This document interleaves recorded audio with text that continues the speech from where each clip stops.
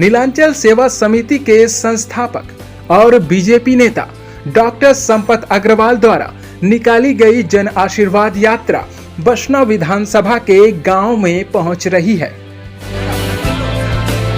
यह यात्रा गांव में पहुंचते ही स्वागत के लिए आतुर ग्रामीणों की हुजूम उमड़ पड़ती है। गांव की महिलाएं, पुरुष एवं बच्चे सभी डॉक्टर संपत अग्रवाल से रूबरू होने चले आते हैं। बहुत बहुत धन्यवाद संपत भैया का, जो हमारे गृह ग्राम छोटेपटनी में पहुंचे हैं और हम सब माता बहनों का आशीर्वाद है कि वो ही आज आगे का नेता बने और हम सब का सहयोग है।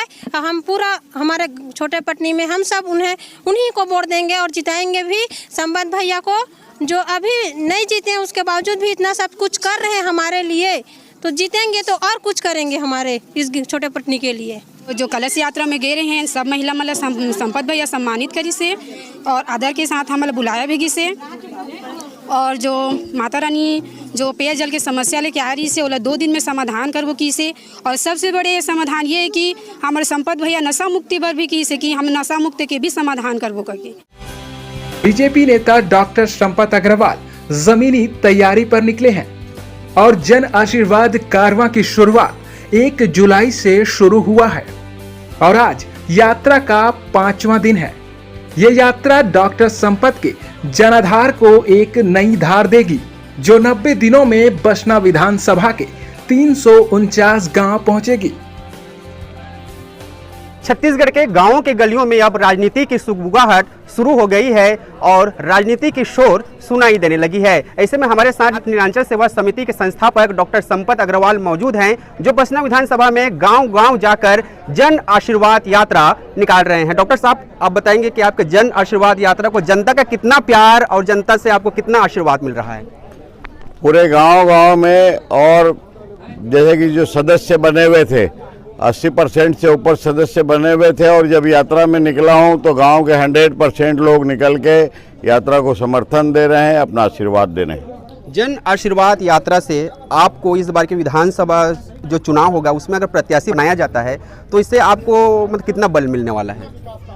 100% बल मिलेगा। यदि भारतीय जनता पार्टी ने प्रत्याशी बनाया, जो कि निश्चित ही बनाएंगे, तो उसके बाद में पूरी छत्तीसगढ़ की 90 विधानसभा में सबसे ज़्यादा प्रचंड बहुमत से जीतने वाली सीट रहेगी तो बसना विधानसभा ही रहेगी। अगर आप जनता के आशीर्वाद से आपको राजनीति में अगर राज तिलक मिल जाती है, तो जो अभी आप ज़मीनी स्तर से जो जुड़ करके मतलब लोगों के बीच काम कर रहे हैं, तो वैसे ही आपका जो कामकाज रहेगा सेवा समर्पण का भाव? अभी जो सेवा समर्पण कर रहे हैं, और जब एक जनप्रतिनिधि के रूप में आऊँगा तो क्षेत्र की बड़ी बड़ी समस्याएं हैं उनका निराकरण के लिए, और जो सेवा कार्य अभी चल रहे हैं वो 10 गुना आगे बढ़ेंगे, कम नहीं होंगे। जो अभी छत्तीसगढ़ में जो मतलब कांग्रेस की सरकार है, अभी आप जो है गांव-गांव घूम रहे हैं, यात्रा कर रहे हैं, तो इन 4.5 वर्षों में जो विकास कार्य हुए हैं उसको आप किस तरह से देखते हैं? इन 4.5 साल में विनाश काम हुए हैं, विकास कार्य एक भी नहीं हुए हैं। गोठान के नाम से किसी गांव में भी जाके देख लो, न गाय है, न गोबर है, न चारा है, न कुछ भी नहीं है। वैसे ही विकास कुछ भी नहीं हुआ है। विकास इनका खुद का नेताओं का हुआ है, और जगह जगह शराब बिक्री का काम इन्होंने जोर शोर से किया है। भ्रष्टाचार ही हुआ है, और विकास के काम से कोई भी बता दे कि एक काम भी मैंने अपने बलबूते पर बसना विधानसभा में कराया है तो उसका मैं गुलामी कर दूंगा। एक काम भी स्वयं ने नहीं करवाया। आपको लगता है छत्तीसगढ़ में शराबबंदी होनी चाहिए?